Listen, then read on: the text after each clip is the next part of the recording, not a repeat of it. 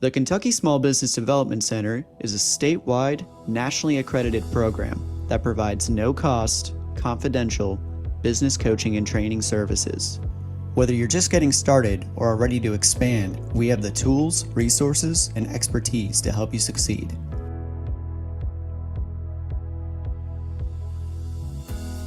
We're part of a national network, America's SBDC, with over 1,000 centers across the nation. To learn more about how the Kentucky SBDC can serve you, please visit KentuckySBDC.com or email us at info@KentuckySBDC.com. You can also reach us by calling 888-414-7232. Thank you for joining today's webinar. The chat feature is available for you to ask questions and interact with today's speaker. Please take a moment to introduce yourself and where you are watching from today.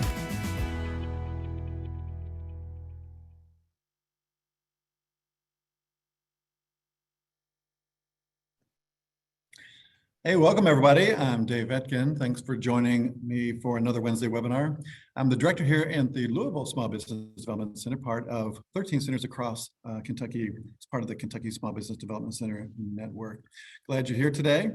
Looking forward to a great session today. And as always, just to make sure everything's working well, because we sometimes get a little tech challenged here, just look at the very bottom of your screen. You'll see a toolbar there. And if you don't, just take your cursor and hover over that. It should up. You'll see the chat feature there. Just click that. And if you would just say hello, tell us where in the universe you're joining us from, and tell us your name and say hi. Just make sure everything is going well. You can hear us, you can see us. Got a bunch of people joining today. Whitesburg, Kentucky. There's Tara. Good to see you, Tara. Louisville, there's a lot of Louisville. Lee-Town. Dave Sauerbeck, good to see you, Dave. Was it your theater the other day and saw Top Gun? Had a great time. Thanks for doing what you do out there in LaGrange, Kentucky. And Michelle from Eureka, Missouri. Great, great, great. Prestonburg, hey, Julie. Rising Sun, hey, Kendall. Yeah, let's see, Lexington, Louisville. Mike, Brittany, good to see everybody. Thanks for joining today. It's always great to see where everybody's joining from. It's something we talk about a lot. You know, I don't know where people come from. Glad you're here. Not too long ago, about a month ago, we were doing a session here in Louisville at our SBDC about budgeting and where to start on putting your budgets together. And the group that we were talking to, for most part, said they'd like to do a budget, but they were having trouble because their books and records weren't all up to snuff. And, that's kind of a continuing problem on small businesses. You know, you're busy doing what you're doing, and the last thing you want to do is try to keep your records in good order. You have other things to do. You're not a bookkeeper, you're doing what you do. And so, but, we're in the fourth quarter now. The year's coming to a close. We're in October, almost halfway through. And if you haven't made this goal for the end of the year, it's a good goal to do, is just get everything together and put things to bed. So I thought I would ask my good friend, Pete Riefstahl, to come, who is a CPA here in Louisville.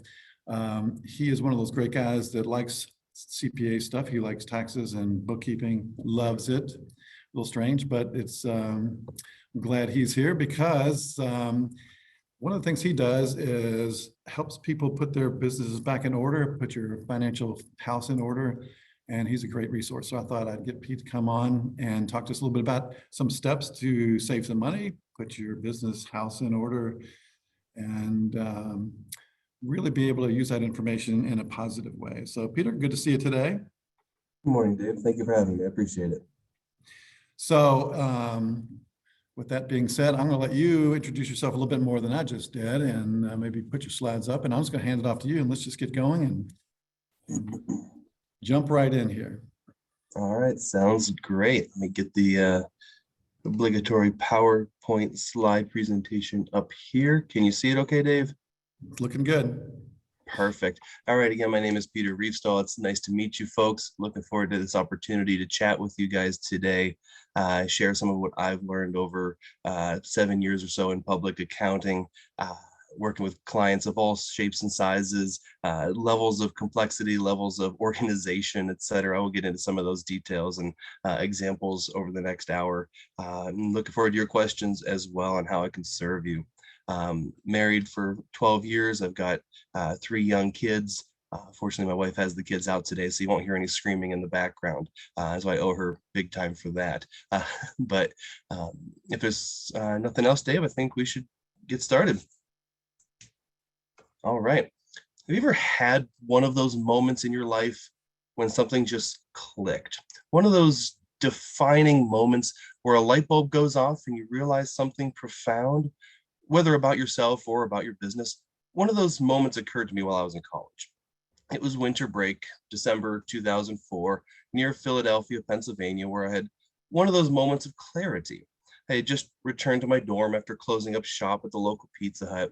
I was supposed to make the 6-hour drive in the morning across the rectangular state we affectionately call PA with my buddy Tim. It was 10 p.m. and I was feeling spontaneous. I called up Tim and asked if he wanted to just drive through the night and surprise our parents by being there in the morning. We'd get there by daybreak, sneak into the house, be curled up in our beds for an hour or two before our parents would get up, much to their delight and surprise. He agreed, and by 11 o'clock, we were off. It was my car and my dumb idea, so I drove.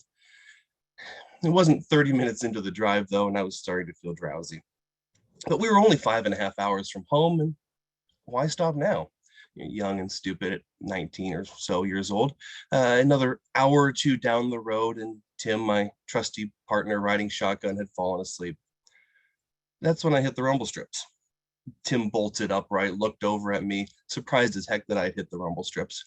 I woke up with a jolt as well and looked over at him, surprised that I had hit the rumble strips too. And that's when I had the moment of clarity. Maybe night driving isn't for me.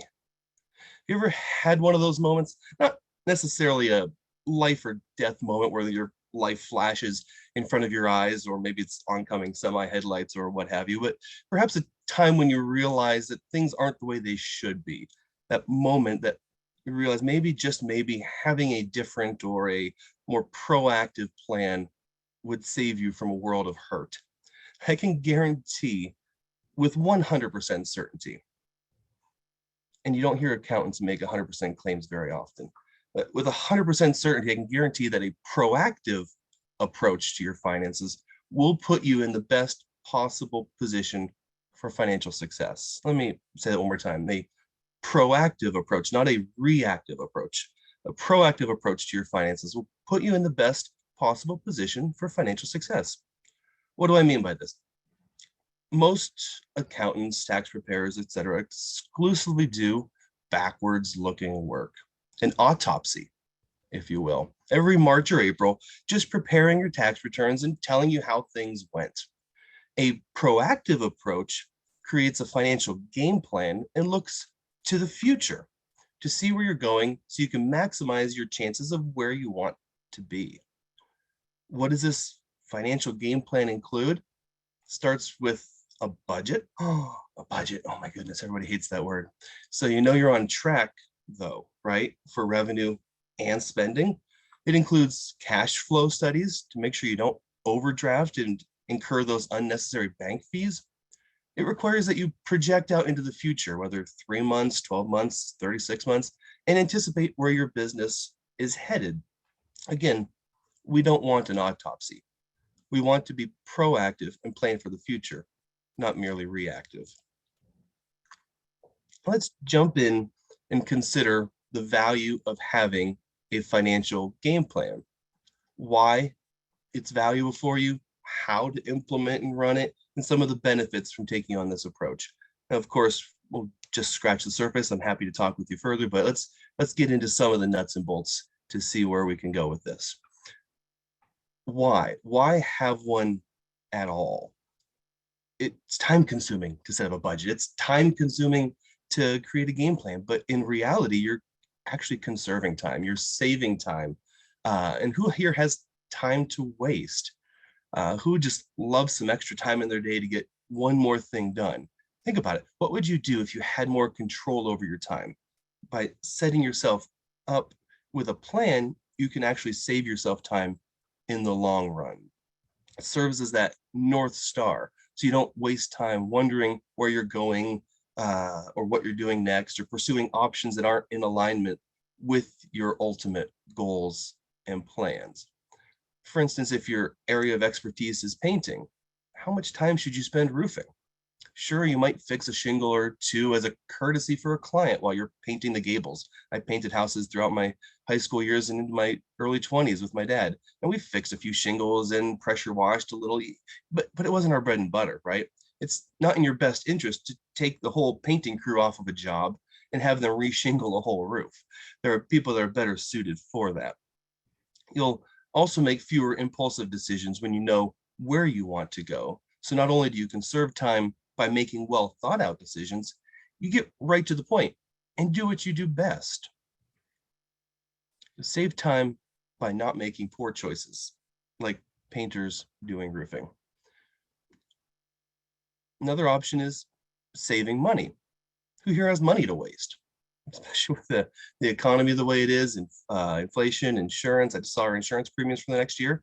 Not good. So we don't want to waste money, right? Pretty silly question to think about, who wants to waste money. But so many small and medium-sized businesses can ill afford to waste that extra dollar. And in fact, I've worked with many who beg me to help them to save on tax dollars. But that's only one piece of the puzzle anyways. For instance, as a couple of examples, what percent of your revenue is going towards supplies for your business? Is that a reasonable amount? What percent of your revenue is going toward meals with clients? Yes, networking is important. Yes, building and maintaining those relationships with clients is valuable. But if you're spending half of your revenue from your business every year wining and dining your clients, that might be a bit too much. So creating a financial game plan helps you save money because you're proactively considering these line items, and preferably before tax time so you can do something about them. And when you save money, that frees up those dollars and cents to help you make better choices before you need to spend that money on something else. Third thing is achieving your goals. Doesn't that sound nice? But how can we achieve our goals if we never set them in the first place, right? Have goals, make a plan to achieve those goals. Just staying in business for another month or another year isn't a very lofty goal. We can do better than just surviving. Think about some of the goals that you have. What would it mean to reach those goals? And what is it worth doing now so that you can achieve those goals down the road? Those are some of the big why questions that I find valuable when we're considering having a financial game plan. How do we do this though? There's more than just the theory. We need to put this into practice, have the rubber meet the road, as it were. Very first thing, as Dave actually very directly mentioned at the beginning, keep clean books. This is one of the biggest challenges I've seen with clients over my time in public accounting.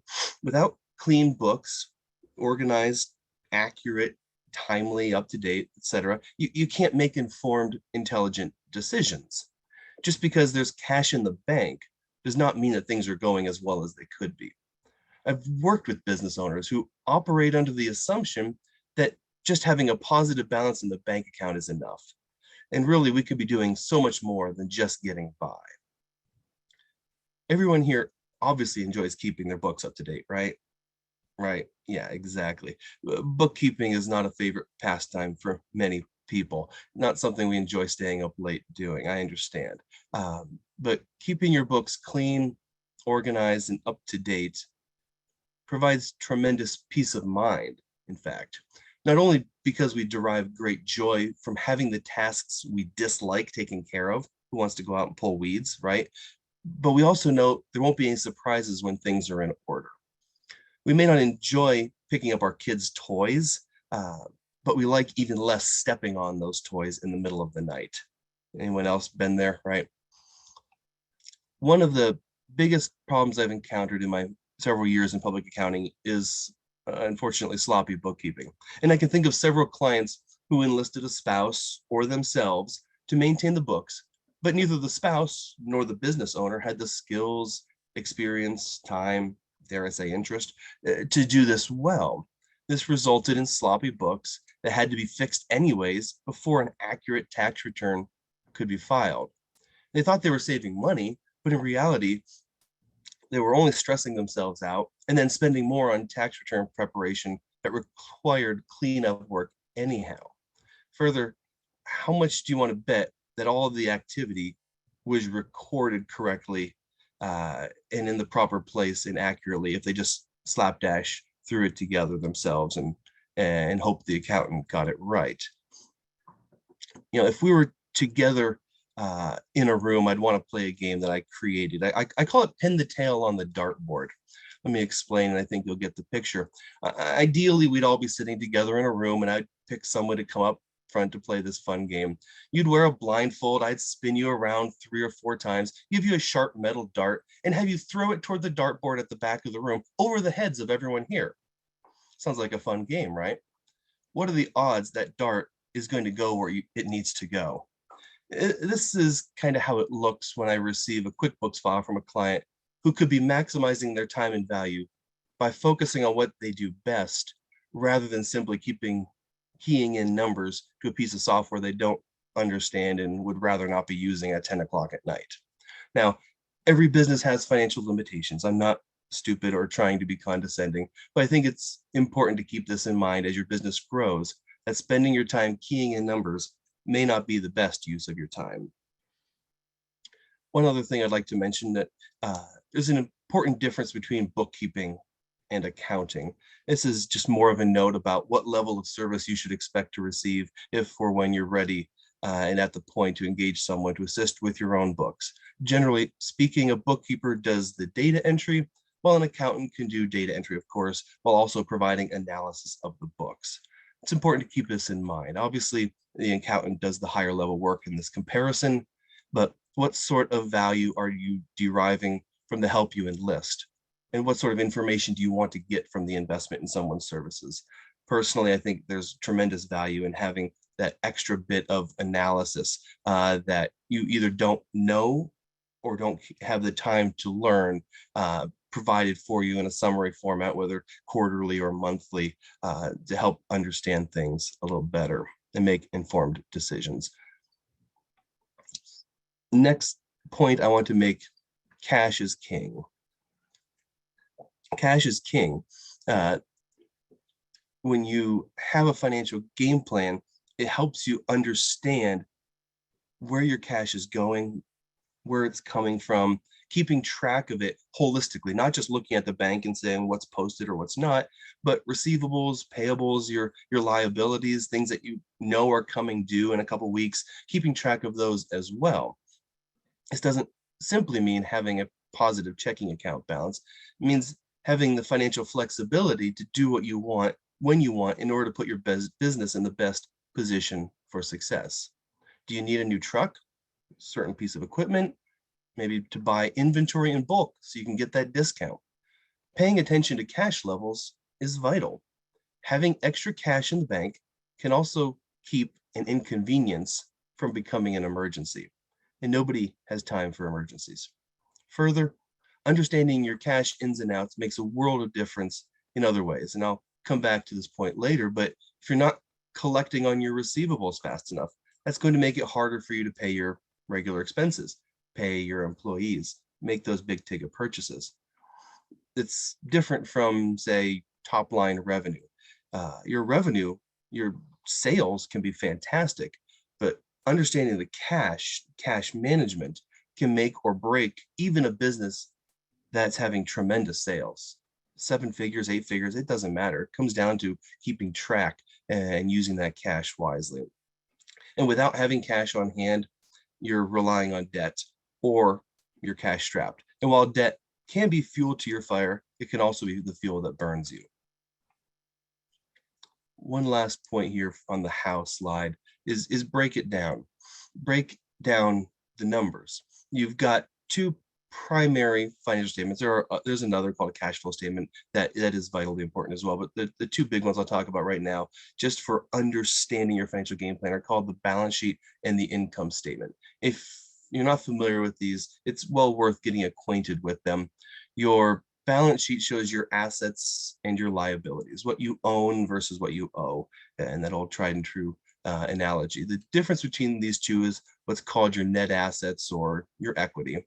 There are numerous ratios to consider what you to help you understand how things are going. But ratios aside, you can simply compare your accounts from one month to another to help you track whether you're doing well, whether you're collecting on receivables, whether you're getting behind on your liabilities, or even simply if cash is going up or down.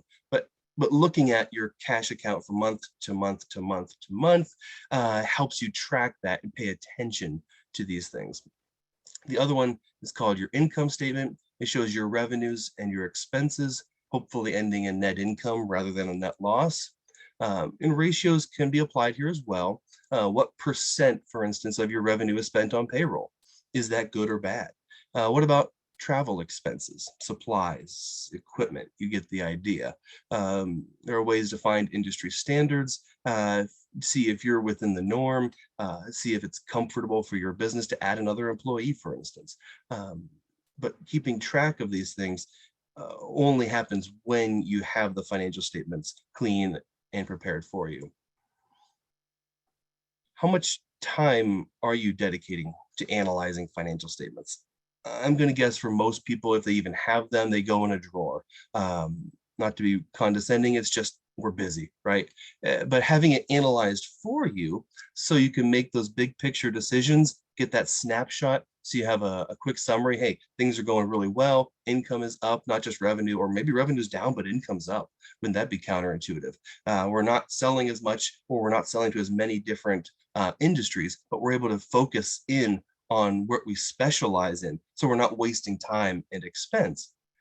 So when you have these financial statements and you analyze them or have them analyzed for you and you have the conversation, it gives you the chance to understand better where you're going.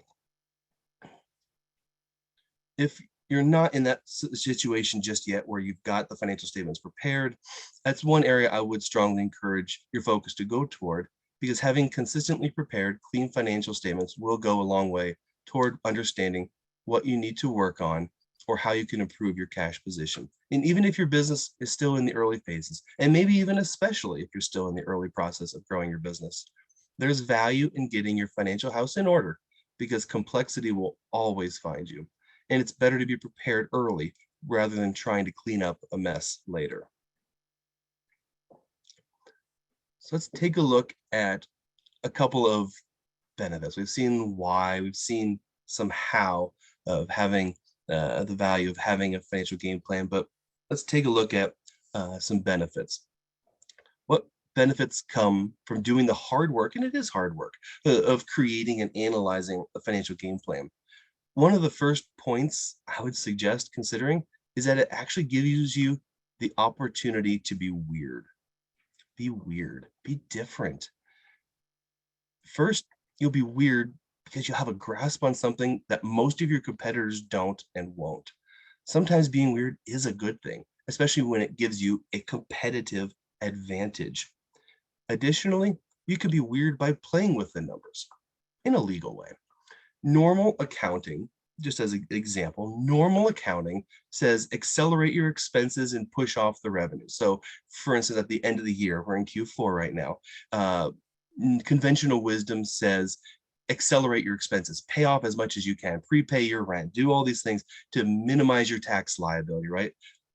And push off the revenue so you don't have to pay tax on that money just yet.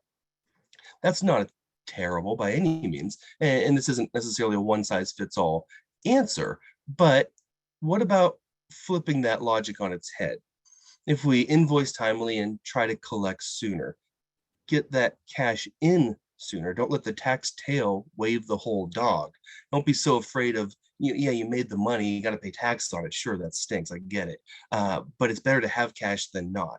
If you run a business where your clients understand that you're not worried about, we'll pay in 60 days, that's fine.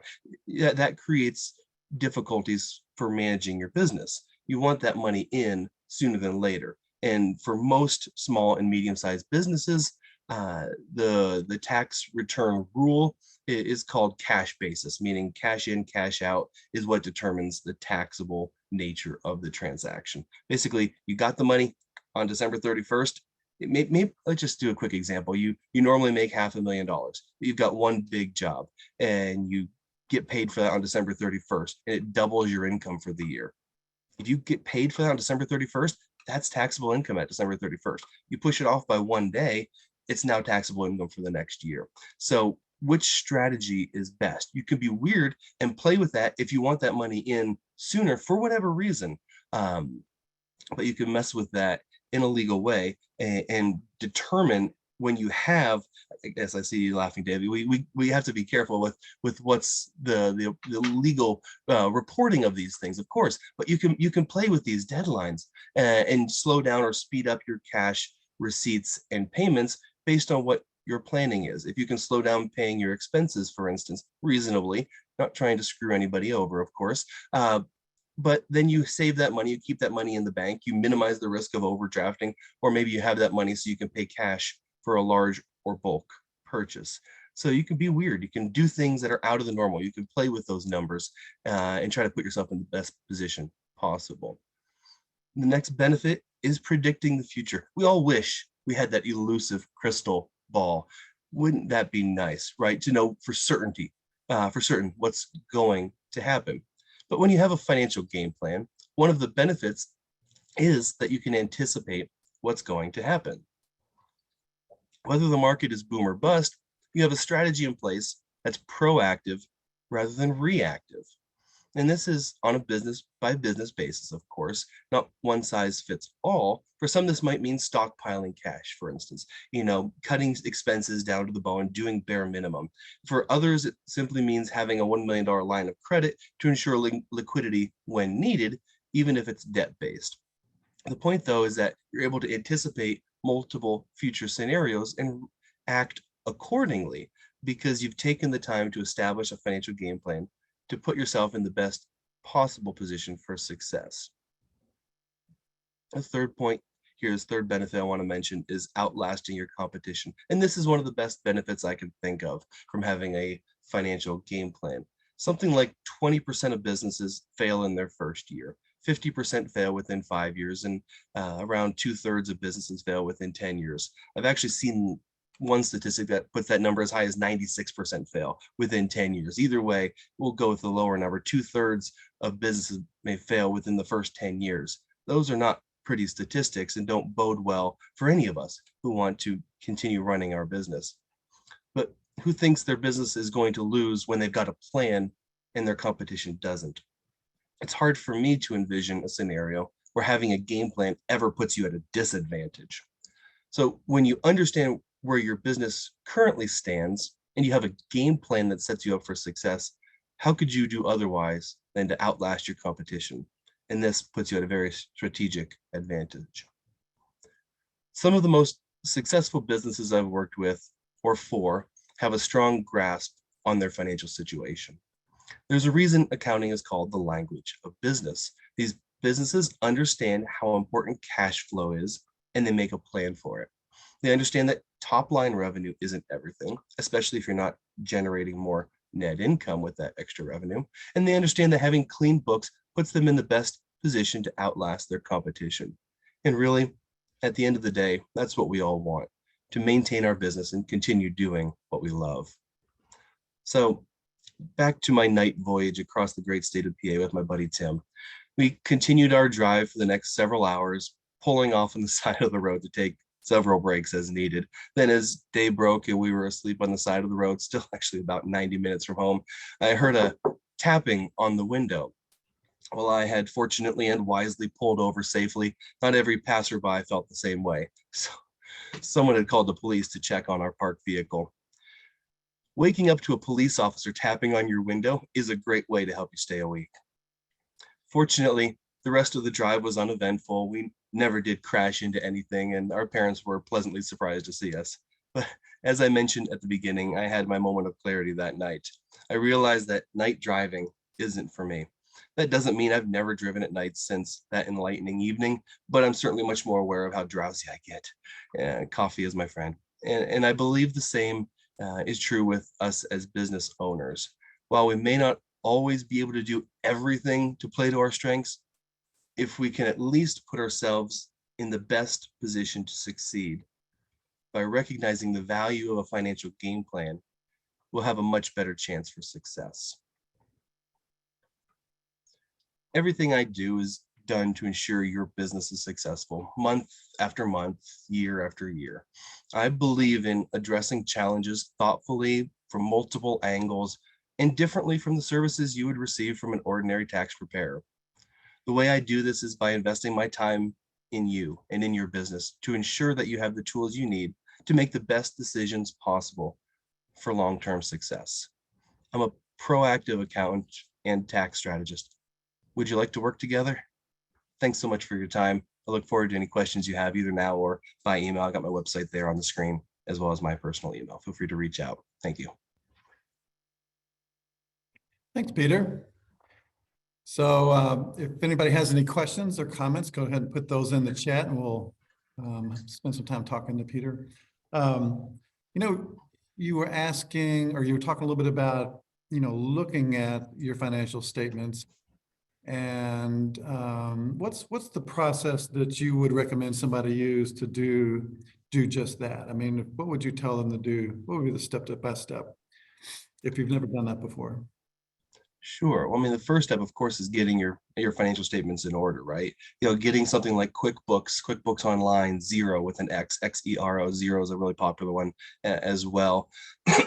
and making sure, even if you're not at the point where you're ready to pay someone else to prepare your books for you, or it's only a few transactions a month as you're getting started, make sure everything's in there. Don't let those receipts fall down in the cracks of your truck or car and lose track of those expenses, because that's ultimately what's going to lower your taxable income. You got to get clean financial statements, clean numbers, even if you're not doing a balance sheet yet, just your income statement, because that's, if you're a sole proprietor, your Schedule C, your personal tax return, you've got your revenue and you've got your expenses. That's what the IRS is looking for right there. And if you've done activity that results in you receiving a 1099, for instance, the IRS is going to get that 1099.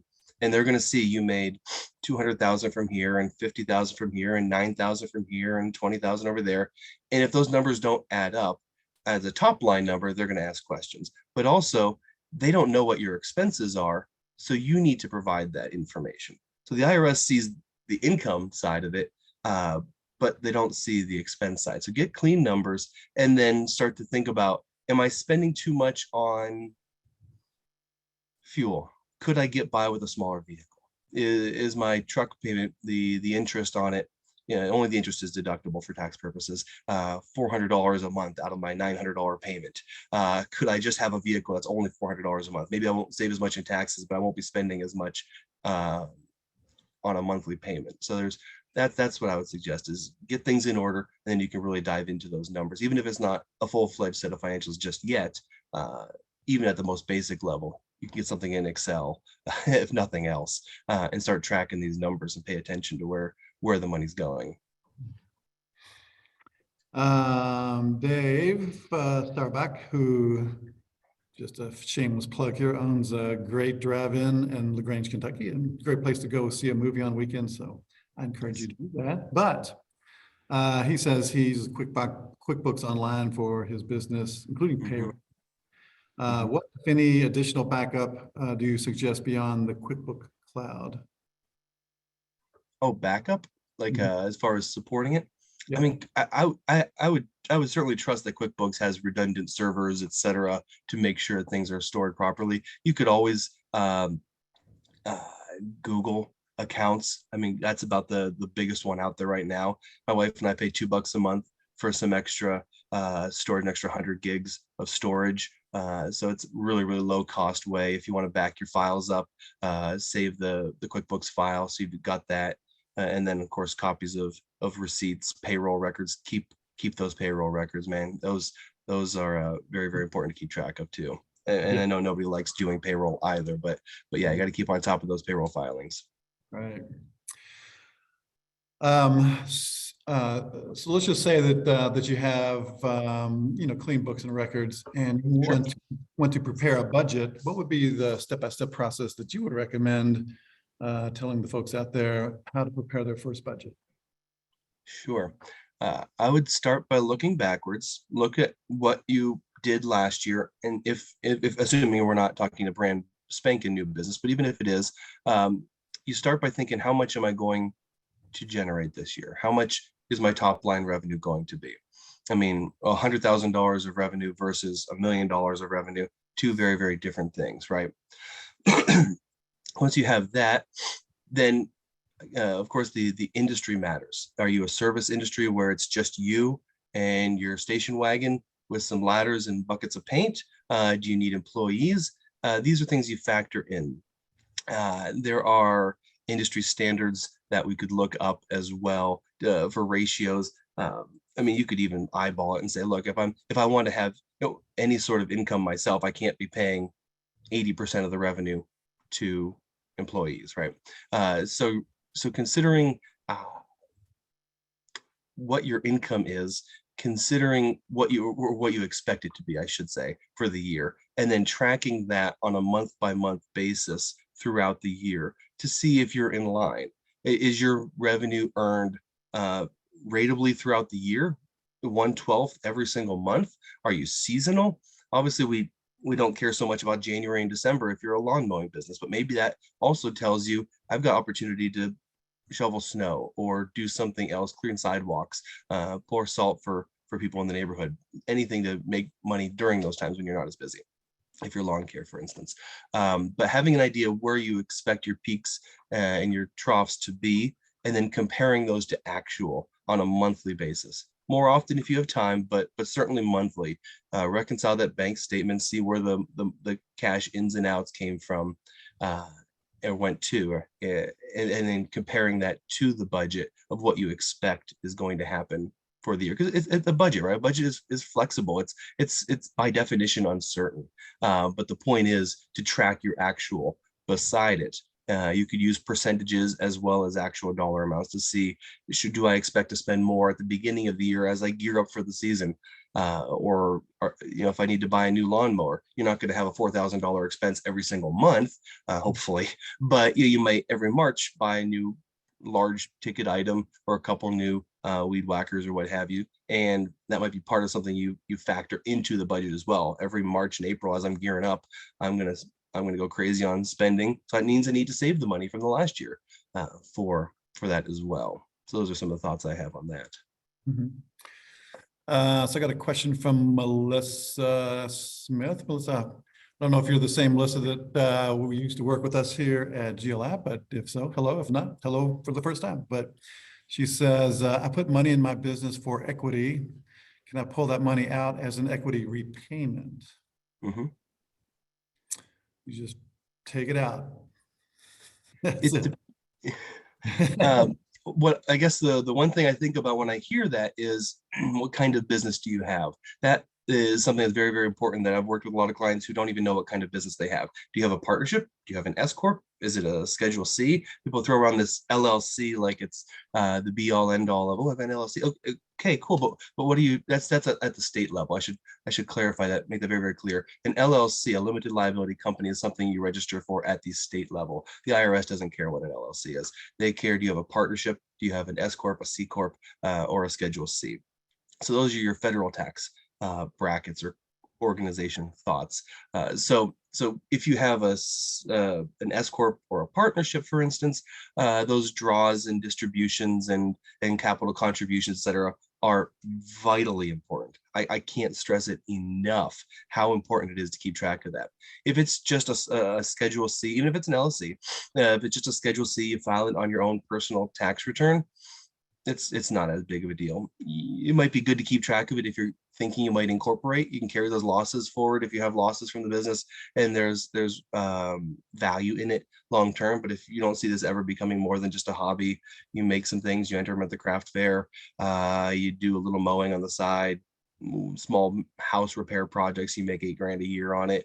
That's not the time to be spending big bucks on tax software and preparers and all sorts of other things. I mean, but keep clean records, of course. But the money you paid to buy that lawnmower, and keep track of it. You could write off depreciation in your TurboTax or something like that, or have a tax preparer help you with depreciating that so you get the deduction. But that's, yeah, it just depends really on the entity type. That's the big thing I would come back to.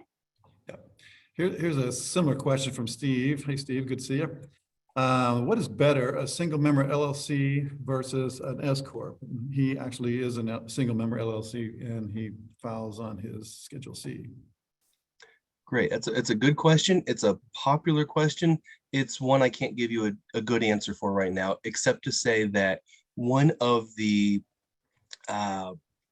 big factors most people consider is your net income when it comes time to switch from one to the other. So meaning if your business is making $20,000 a year gross, it's not time to file for an S Corp yet. You're going to add layers of complexity. Going back to the tracking, it's called basis. Your capital contributions that you contributed to the business, loans. You could have something called debt basis that you have to track. There's records that you have to maintain. You have to keep a balance sheet. I mean, technically, I guess you don't if your assets under a certain threshold, but regardless, it's better to keep that so things are in order. There's a whole lot more complexity and filing requirements, and depending on the state you're in. Actually, there are additional business taxes. I know Tennessee, I think, has several $100 a year S Corp entity tax just for the privilege of having a business. So that's another thing to keep in mind. The filing requirements. You're going to pay for a second tax return when you've got an S Corp. As opposed to just keeping it all on your individual return. So there's the complexity issue, there's the cost. There's one other thing I was going to bring up. Oh, so as far as a threshold, I mean, I would advise working with someone. They could run some scenarios to say, hey, if you bring in this much, here's how much you're going to pay in taxes. You have to pay yourself payroll, as legitimately go through a payroll provider to get yourself a W-2 in an S corporation. You don't have that payroll requirement. In fact, you will not and should not pay yourself payroll on a Schedule C. So I mean, you've got a lot of different things to think about. That's why the income is level is kind of the often gone to general barometer, for lack of a better phrase, to use when considering. So if you're grossing, no netting, say $75,000 to $100,000 after all the other expenses are paid, and you're pushing close to six figures, now you're at a point where, okay, if it's going to cost me $2,000 for the tax return, and it's going to cost me whatever QuickBooks costs me, a bookkeeper might be $500 or $1,000 a month. It depends on the level of complexity of your business. For a part-time bookkeeper, I mean, a bookkeeper is going to be $40,000 a year if you want somebody full-time. If you're only making 100, it's probably not worth that. But you can outsource that for a reasonable price, a few $1,000s a year by comparison, right? If you pay $6,000 for outsourced part-time bookkeeping work compared to $40,000, you're way ahead. But those are things to keep in mind too, is how much flexibility, how much disposable extra income do I have before making that leap? Okay. Here's kind of a question from Everett. It's might be a little bit too deep, but for businesses with employees, and he's an S Corp, what's the guidance of tuition reimbursement / expenses? Tuition reimbursement for your employees? I assume so. Oh, yeah. Did that change? It changed a couple of years ago at the beginning of the pandemic, when businesses could write off, I think it was $5,000 of tuition reimbursement to employees. It's been a minute since I've looked at this. I'd have to dig it up to give you a good answer. I will say there is a specific, code section, chapter and verse the IRS has, where they give very detailed instruction. This has to be available to all of your employees. There's a dollar limit. It used to only be 1,000 or 2,000. I feel like during the pandemic they ramped it up to 5. But basically, it was the benefit was that it was just a straight expense for the business owner, and you didn't have to pay payroll taxes like you would for a bonus. So that was definitely an advantage. It was like going out and buying a $5,000 piece of equipment. Yes, you're paying for it, but it's dollar for dollar. You're not dealing with $5,000 bonus plus 6.5% Social Security and Medicare and unemployment taxes, etc. So that would be my thoughts on that. I need to get a little more specificity and detail, but there's a dollar. It's a pretty low dollar. It's only a few thousand. There are. You probably need to work with a lawyer to get just like a retirement plan. You need to have documents drafted up. It's a particular, you can't just do it unless you take it out of your own pocket, but then you're paying payroll taxes on it. And I don't think that's the way you want to go either. So there we go. Yeah. Yeah, there's always some sort of nuance, it's. Always. Oh yeah. You mentioned a little bit earlier about Xero. Are there other QuickBooks-like softwares that you would recommend that people look at as opposed to just using QuickBooks? Yeah, QuickBooks and Xero are the two biggest ones. Quicken is more personal, I guess. I was chatting with some folks on the chat box, then I've used this free app. They have a paid feature, but it's a free app called Wave Apps. Okay. Pretty cool, but yeah, if you can find something for free and play around with it, yeah, I mean, that's certainly worth trying for a month or 3. I mean, you don't have anything to lose, and then as long as you keep the books clean, you can move them over pretty easily into a different program. There's some time lost, of course, if you're going to bounce around to 2 or 3 different programs, but it might be worth playing around with something like that. Yeah. Melissa says she uses Patriot software. I've not heard of that one. She says she loves it. But I'll definitely look into that. That's good to know. Cool. Good to know. Yeah, thank you. Writing that down now. I think that's all the questions we have now. Peter, this has been spectacular. This is such an important subject, and I will say this one thing, we at the SBDC, we work with tons of business owners and businesses. I mean, in a year, I'll talk to 600 or 700 different business owners about different things. And I've noticed that the businesses that do well and the business owners that make money are the ones that have a regular and open dialogue with their CPA and their bookkeeper, that, you almost are on speed dial with your CPA. So if you have a quick question that, bam, you would know exactly what my situation is. I have to do any research. We know what's going on, and we're, you as a CPA is part of the team. So I encourage everyone, if you haven't developed that relationship, now's the time. Again, like I said earlier, it's fourth quarter. It's now time to prep up for a strong 23, right? So this is maybe part of your task list. Get your books in order if you haven't already, and put together your accounting team. And as you said, Peter, that you should probably work in your own pay grade. And if you're not owning and running a bookkeeping or accounting business, you shouldn't really doing as much bookkeeping and accounting as you are, right? Yeah, it certainly could be time consuming. We all know that, and it's and beyond just the basic debits and credits. Just as one example that comes to mind, loans, for instance. You take out a loan for a vehicle. That whole loan is not tax deductible. So say you only use a tax preparer to file your return and you have a payment that's $500 a month, $6,000 a year. And you're looking at your books throughout the years, you're doing it yourself, and you think, okay, I've got a $6,000 tax write-off here. Great, that lowers my taxable income. Well, the CPA is going to look at that and say, look, that's a loan payment. $100 is your interest component, and $400 is reduction of the balance on that loan.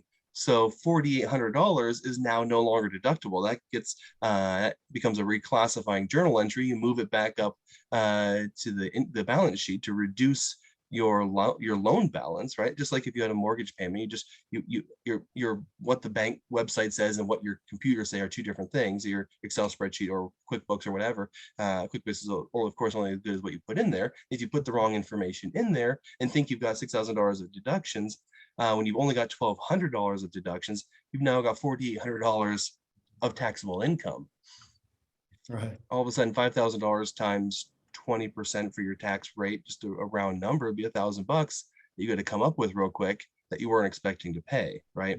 So and you amplify that. You start talking a fleet of vehicles or anything else, and these numbers can multiply and balloon, and all of a sudden you're paying 10, 20, $30,000 when you thought you were breaking even. So your book balance and your tax balance, or book income and tax income, can be two very, very different things. Yeah. Let's see, Steve says QuickBooks Online doesn't have the level of budgeting built into it. Do you recommend another product for budgeting? He's currently using spreadsheets and that. Anything you would recommend? Don't have anything off the top of my head. I'm sorry. I personally, on my own level, I do Excel spreadsheets as well. It's not too hard to do, some basic comparisons and side by side. What's the one? I'm drawing a blank right now. There's one that will help with tax. It's not budgeting for books per se, but I'm blanking. I'm sorry at the moment. But yeah, I'm sure there are some options out there. I can certainly look into that a little bit more and let Dave know, but nothing comes to mind off the top of my head at the moment. I'm sorry. Okay. And Teresa says, what books on money mindset do you recommend for small business owners? I think the fear of looking at the actual numbers is a big thing, although very necessary. What was the very first part of that again, please? What books on money mindset do you recommend for small business owners to read? Yeah, I'll throw one out. Yeah, go ahead, please. Okay. I'm just gonna say I like Dave Ramsey. I mean, he's you know, pros and cons, right? I wouldn't recommend. I mean, I'm not going to recommend anything. He's done very successful. He's done very, very well. Been successful, done very well. Avoiding debt can be a blessing and it can be a curse, right? Like I mentioned, it could be fuel on your fire, and it could be the fuel that burns you too.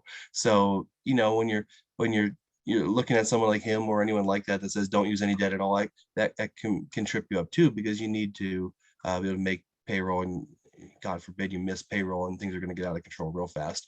But at the same time, you don't want to go. Credit cards are the pits, right? If you're going to do anything, I'd say a line of credit before a credit card. 18%, 24% interest is just brutal.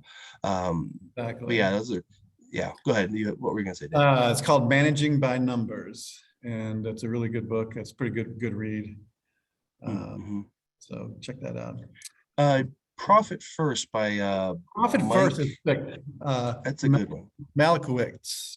Yeah. He's a hard last name to pronounce. I don't know if I've got his book close by, but I'm glad you thought of that. Yeah, that's a spectacular. Yeah. Really And the book is all about that idea of coming in. The standard income statement formula is revenue minus expenses equals profit. He turns it on its head and says revenue minus the profit that you want to make equals what expenses you can incur for the year. So it forces you. It's like Dave Ramsey's envelope system, or what your parents or grandparents may have done with the little white envelopes in the sock drawer. It says these are the expenses that I'm going to incur this year, and I'm not going to pay more than that. It forces you. If your hands are tied, right, burn the boat and take the island, as the old imagery goes, right? You say I'm not going to do anything but live within these particular parameters.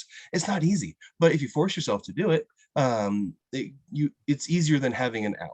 It's always easy to go out to dinner and just swipe the credit card. I do it all the time. We got the extra appetizer last night, the fried chili wontons from the local restaurant, but they're freaking $9. They're ridiculously expensive, and I don't get them every time. But when it's a credit card, as opposed to I'm only going to spend $40 on dinner, as opposed to whatever it ends up being, it's just easier to allow yourself to go crazy with that back door open. Yeah. Gwen says, do you have any particular advice for solopreneurs? She says, I hate doing bookkeeping and I have so little activity, but I know I need to keep track of what I do have. Yeah, I mean, if you're always going to have some involvement, right? At least making sure if you outsource it, that the person you outsource it to is giving you the service that you requested. So unfortunately, you're never going to get away from it 100%. So we have to be at least a little bit comfortable with what are my ins and outs. And the nice thing is, myself included, but I'm sure others as well that would offer that sort of service to help you with that, you are you're going to pay for what you get. Meaning, if you've got 50 transactions a month, you're not going to pay the same amount as the person who has 5,000 transactions a month, right? So yes, there could be some concern about what you would have to pay to outsource that work, to get it off your plate. Like every once in a while I have a guy mow my grass because I just don't enjoy doing it, especially when it's 100 degrees and humid outside. So yeah, sometimes we bite the bullet, we pay for something that we could do ourselves, but at the end of the day, you make sure the work is done right and you have that conversation, and you go forward. So that my thought would be, explore some options, see how much it might cost based on the activity you have. And maybe, I don't know your numbers, but maybe you'll be surprised it's not as expensive as you think for some basic entry level, just the nuts and bolts. Okay. Tara says, I am an LLC and I file as an S Corp. I want to pay myself regularly on a pay schedule. Should I do that by owner's draw or a paycheck? And can I deduct my social security taxes, et cetera, from that so that I'm paying in to social security? Yes, payroll definitely. Watch out for the distributions. When you're an S Corp, yeah, you can do two different things. You can take payroll and you can take distributions. Distributions are still going to fall under the category of, like, you've got ordinary income, but you won't have to pay the self-employment tax on that, which is the advantage of having an S Corp. But if all you do as an S Corp owner is take out distributions and don't run payroll at all, you're going to have a huge problem when the IRS catches up with you. So I would not recommend avoiding payroll. You can use a company called Gusto, Gusto. They do a great job simplifying your payroll filing process. You can outsource, have somebody else help you with that as well. But the big thing is make sure you're doing some sort of payroll, and you can get it set up, have a salary in Gusto and have it just come out automatically. And yes, you'll still pay into Social Security so that you don't get to retirement age and have nothing to draw on. Well, Peter, it looks like Dave jumped off, so we appreciate you jumping on today and giving us some insightful information that hopefully we can take to the future. Excellent. Thank you, Ryan. Appreciate your time, guys. My information's still on the website there, or the screen. Feel free to give me drop me a line, check out the website, and I look forward to being of service to you. Thank you. Thanks, everybody. Have a great Wednesday.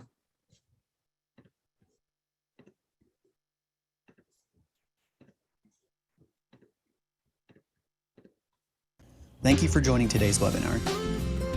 At the Kentucky SBDC, we know small businesses are the heart of our economy. That's why our goal is to help business owners start, grow, and succeed in Kentucky.